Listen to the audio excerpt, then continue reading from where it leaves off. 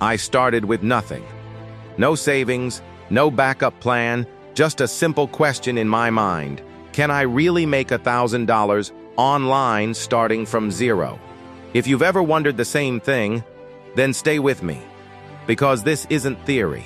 This is real. And before we dive in, make sure you hit that like button and subscribe. Because what you're about to see might just change how you look at money forever. Day one was brutal. No money means no tools, no ads, no shortcuts. Just time, effort, and a lot of uncertainty. I opened my laptop, stared at a blank screen, and realized something uncomfortable. Most people don't fail because they lack opportunities. They fail because they don't start. So I made a rule: no excuses. I began by looking for skills I could use immediately. Writing, basic design, simple online tasks, nothing fancy. I signed up on freelance platforms and started offering services I wasn't even fully confident in yet. That's the truth nobody tells you. Confidence usually comes after you start, not before. The first few hours? Silence. No messages, no clients, nothing. It felt like shouting into an empty room.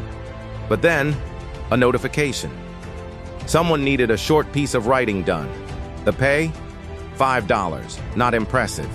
Not life-changing. But it was something. More importantly, it was proof. Proof that money could come in, even from zero. I didn't overthink it. I delivered the work faster than expected, gave it my full effort, and hit send. That moment felt bigger than it should have. Because it wasn't about $5, it was about breaking that invisible barrier between trying and earning. By the end of day one, I had made exactly $5. It sounds small, but mentally, it changed everything. Day two, I doubled down. Instead of waiting for clients, I started reaching out, sending proposals, offering value, trying to stand out in a sea of beginners doing the same thing. Rejection came fast, and often, no thanks, not interested, ignored. But here's something I realized quickly. Rejection doesn't mean stop, it means adjust. I improved my approach. Shorter messages, clearer offers. More focus on what the client actually needed, not what I wanted to sell. And then, it happened again. Another job, this time $10. Then another one, $15. By the end of day two, I wasn't just testing an idea anymore. I had made $30 total. Still far from $1,000, but momentum had started. Day three is where things got interesting.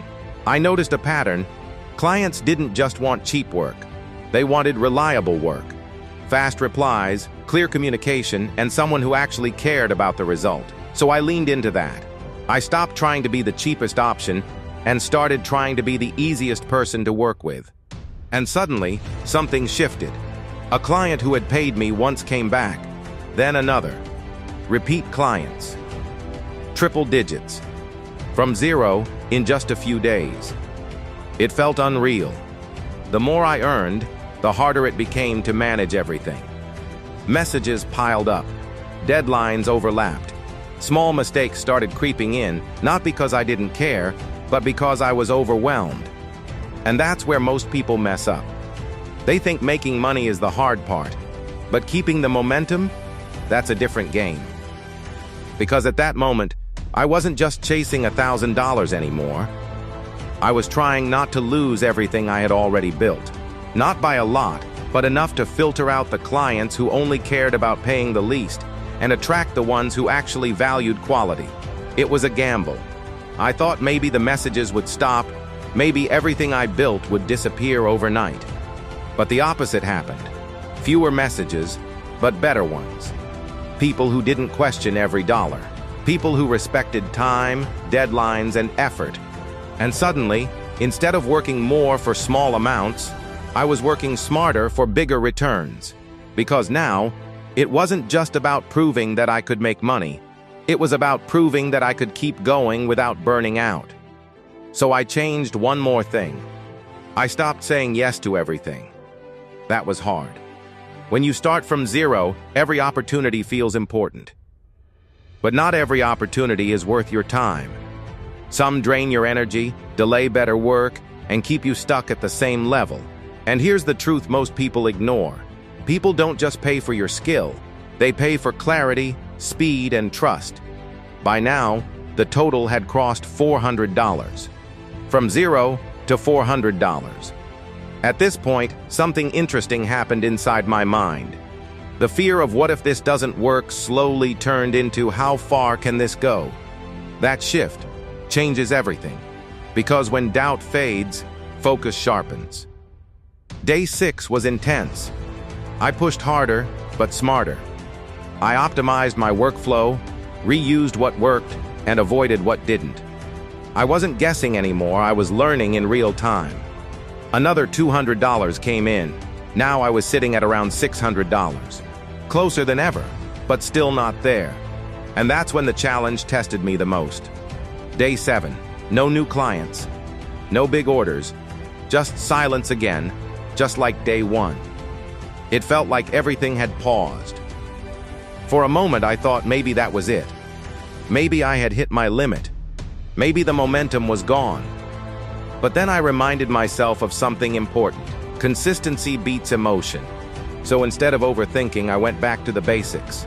Reached out again. Followed up with old clients. Refined my offers. And then, late that night, a message came in. A client needed urgent work. High priority. Tight deadline.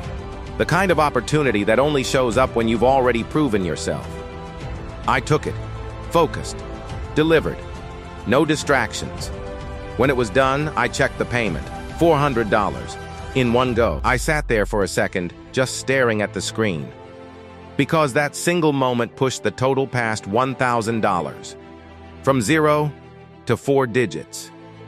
No investment. No shortcuts. No luck.